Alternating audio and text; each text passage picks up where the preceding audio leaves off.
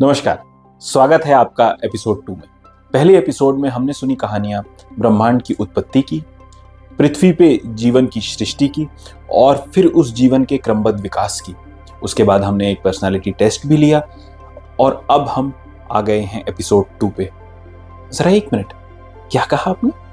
हमने कहानियां सुनी, पर हमने तो big bang, Urey Miller experiment, Darwin's theory of evolution, इन सब बातों पे चर्चा की थी ना।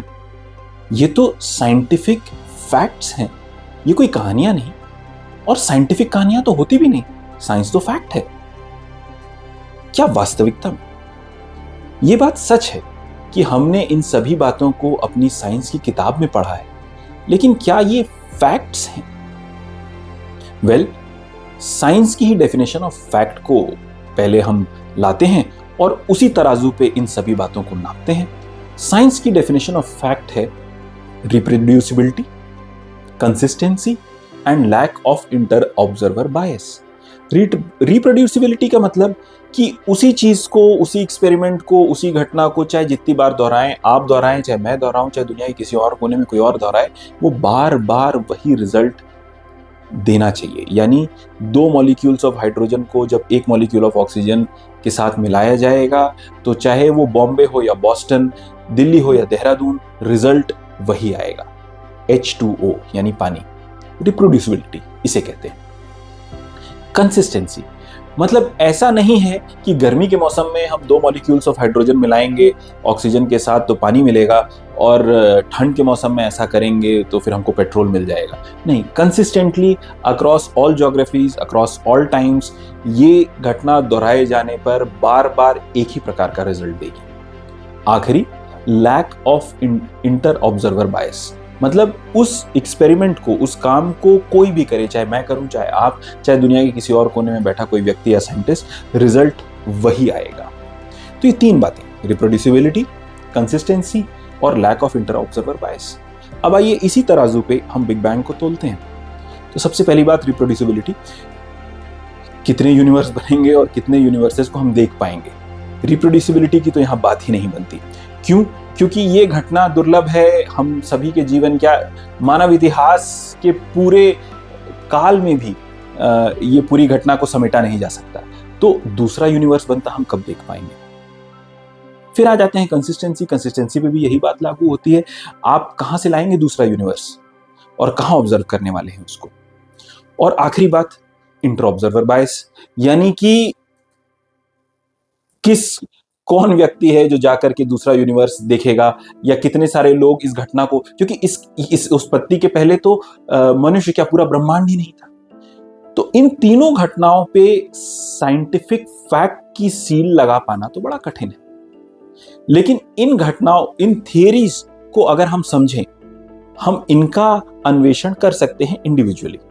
तो आइए बिग बैंग का अन्वेषण करते हैं, इसकी समझ बूझ और परख करते हैं। तो पहले कुछ नहीं था और अचानक सब कुछ प्रकट हो गया।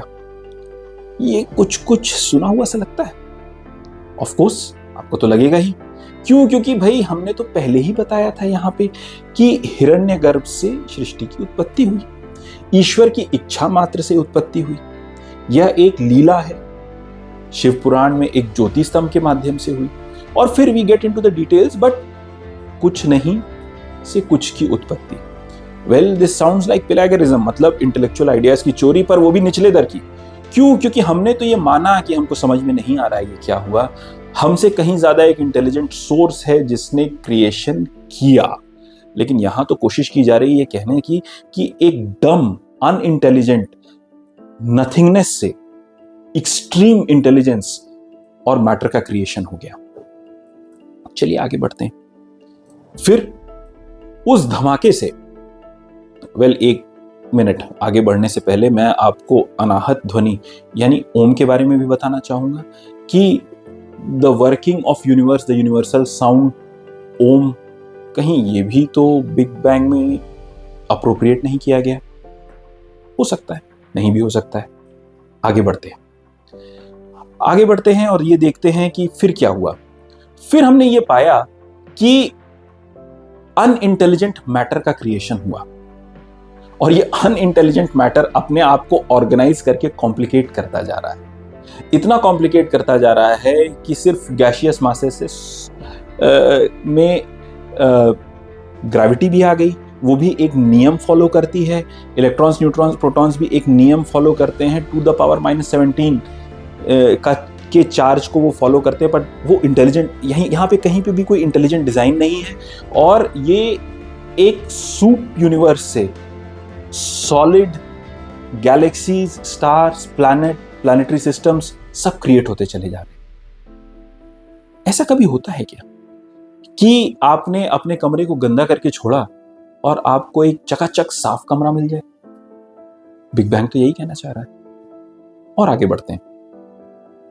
ये कॉम्प्लेक्सिटी बढ़ती जा रही है, इतनी बढ़ गई कि उसने गैलेक्सीज के अंदर सोलर सिस्टम्स क्रिएट कर दिए, और वो सोलर सिस्टम्स भी इतने हाईली ऑर्गेनाइज्ड हैं कि कोई कोलिजन नहीं हो रहा है, प्लैनेट्स अपने आप सही तरीके से मूव कर रहे हैं, बाहर बड़े बड़े प्लैनेट्स हैं जो सक इन कर ले रहे हैं, एस्टेरॉइड्स वगैरह जो आकर के पृथ्वी को डैमेज कर सकते हैं, and everything is so perfect, but it's not intelligent.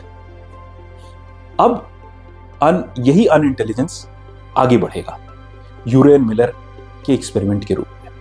यूरेन Miller कहेंगे कि भाई पहले ऑक्सीजन नहीं था एनवायरनमेंट में, वाटर, अमोनिया, हाइड्रोजन और मीथेन थे, और एक ऐसी बिजली कड़की जिसने इनको मिला करके एक जैव रसायन पैदा कर दिया। हालांकि बाद में उन्होंने भी ये बात रियलाइज की और अपने डेथ बेड पे ये कहा कि हमारे एक्सपेरिमेंट से जीवन पैदा होने की संभावना उतनी ही है कि एक हवा का तेज झोंका, यानी टोर्नेडो शब्द का उन्होंने इस्तेमाल किया है, टोर्नेडो जंक यार्ड से, यानी कि एक कूड़े के ढेर से होता हुआ जाए और वो एक एरोप्लेन को बना दे। यानी कि अनइंटेलिजेंट बिजली के झटके से लाइफ की उत्पत्ति हो गई। वो लाइफ, अनइंटेलिजेंट लाइफ अपने आप को ऑर्गेनाइज करती गई और फिर वो यूनिसेलुलर से मल्टीसेलुलर बन गई, मल्टीसेलुलर से फिर मैंने तो पूरी श्रृंखला ही आपको बताई थी, और धीरे धीरे करके मनुष्य बन गए अनइंटेलिजेंस से इंटेलिजेंस की ओर। वैसे आपने कभी ऐसा होता पाया है जीवन में कि एक अनइंटेलिजेंट या लेसर इंटेलिजेंस से हायर इंटेलिजेंस का क्रिएशन हो रहा हो? और इसी बात को दर्शाता है डार्विनिज्म, जो कहता है कि भाई अनइंटेलिजेंट बंदर से इंटेलिजेंट इंसान बन गए। तो पूरे डिजाइन में आप पाएंगे कि देयर इज प्लेगरिज्म, मतलब इंटेलेक्चुअल आइडियाज की चोरी तो की गई है। मत्स्य, कुर्म, वारा यानी life in the ocean, amphibious life, terrestrial life, Narasimha, Vamana, mammals, short heighted man, Parashurama एक एंग्री वॉरियर, राम एक सोसाइटल मैन, एंड कृष्ण एक कॉम्प्लेक्स डिप्लोमैट। कहीं इसी एवोल्यूशनरी कहानी में से इंटेलिजेंस को माइनस करके हमें हमारी किताब में फैक्ट्स की तरह तो नहीं पढ़ाया जा रहा? वेल, आप कहेंगे कि इन सब बातों का मुझसे क्या लेना देना?